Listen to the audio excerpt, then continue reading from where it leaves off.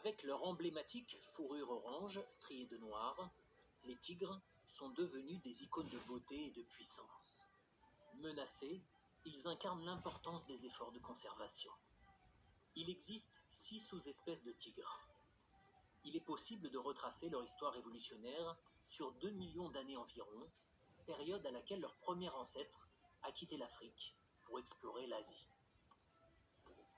Au fil du temps, ce grand félin s'est divisé en 9 sous-espèces, dont 6 vivent encore aujourd'hui. L'espèce la plus abondante est le tigre du Bengale. Elle représente environ 50% de la population mondiale de tigres. Les tigres sont les plus grands félins au monde. Ces félins pèsent en moyenne 200 kg, mais la plus grande des sous-espèces est le tigre de Sibérie. Il peut peser jusqu'à 300 kg et atteindre 4 mètres de longueur. Cette masse supplémentaire s'explique par la puissance de leur musculature. La masse musculaire des tigres est nettement supérieure à celle des lions, second plus grand félin, c'est pourquoi ils sont plus lourds. Les tigres ont les orteils palmés.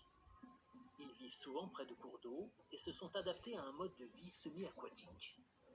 Contrairement à la plupart des félins, ils aiment être dans l'eau et sont d'excellents nageurs, grâce à leurs muscles qu'ils utilisent pour se propulser sous l'eau. Au cours de leur évolution, ils ont développé des orteils palmés.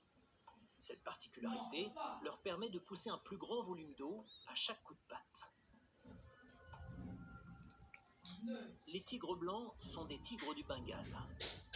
La fourrure orange et noire de la plupart des tigres est due au pigment eumélanine pour le noir, phéomélanine pour l'orange. La production de phéomélanine est déclenchée par le gène SLC45A2. Les tigres blancs possèdent une version mutée de ce gène qui les empêche de produire une pigmentation orange. Il reste moins de 4000 tigres à l'état sauvage. Au début du XXe siècle, ils étaient plus de 100 000 à rôder dans la nature. Les plus à l'ouest vivaient en Turquie et les plus au nord en Russie. Mais à cause de la déforestation, du développement humain et du braconnage, leur territoire a dramatiquement rétréci et en à peine 100 ans, la population mondiale de tigres a chuté de 96%. Ces dernières décennies, des programmes ont vu le jour pour protéger les tigres et leur habitat. Grâce à la coopération internationale, les tigres pourraient bientôt connaître un rebond inespéré.